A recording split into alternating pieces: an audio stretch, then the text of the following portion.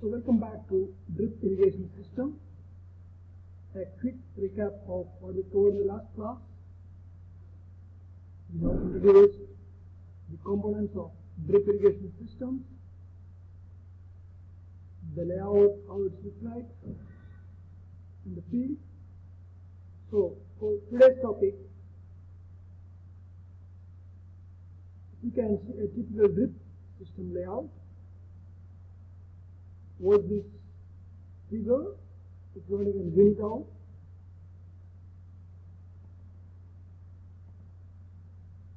Some of the key things that you can observe from the figure is the water source is located at the starting point, and for the drip irrigation system, as we discussed in last class, the filter units are essential to get clean and pure water. And it's basically a system of pipelines with varying different diameters. This is the main line for the highest diameter, and the next is lateral, which are aligned along the crop. And you can see the emitters are spaced according to the crop spacing. Now for today's class, the learning objectives are we'll be able to explain the steps in design of a drip irrigation.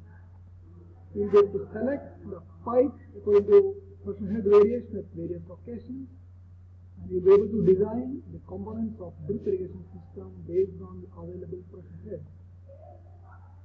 Now, as general information for an irrigation system, if I think about the main points as water source, it should be from a well or a tank, because the drip irrigation system is more or less a localized system where you can have all the components as portable. It depends on the type of crops and how they are spaced and what are the irrigation requirements for each crop, so that you can line your mains and laterals.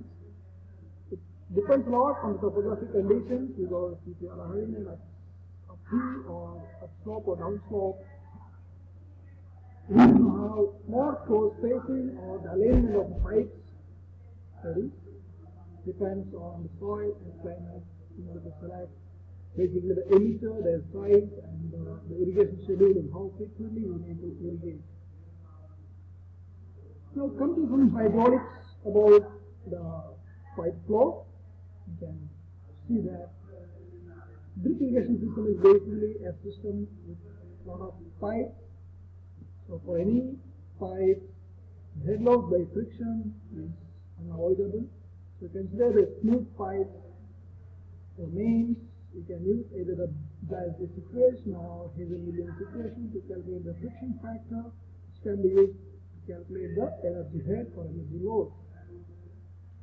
So in laterals, you can have another equation which is basically for a reduced condition, because as you can see that in the drip irrigation system, as we go along the line, the discharge gets reduced, and so as the energy also. So you can see that the total energy line is not linearly proportional to the length, but it is exponentially reducing. And the slope of energy gradient line can be calculated by dH by dL, which is in effect proportional to the slope of the ground as well as the slope of your actual energy gradient line.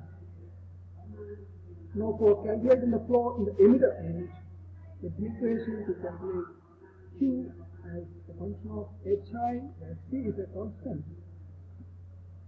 Now the design criteria is that the emitter flow variation should be always less than 20% for selecting the lateral, as well as the lateral flow variation should be of less than 5% for a submain. So you can see how this design is actually carried out. It's done with the help of some design charts that are basically developed based on pre-existing data.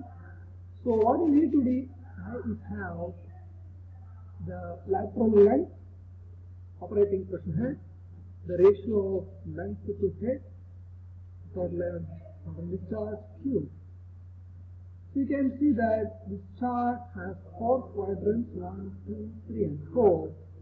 First quadrant shows the uniformity coefficient, second is total discharge, the third is L by H ratio, and the fourth is slope of lateral line. So you can start from where you are having data. So you take the discharge that you are having. From the discharge line, you can put selected discharge as well as the selected L by H ratio. You can go around this line to find out the uniformity coefficient, and same way from the given L by H ratio you select the slope of lateral line to come up with the uniformity coefficient. So this is your safe or allowable region where you can have your design successful.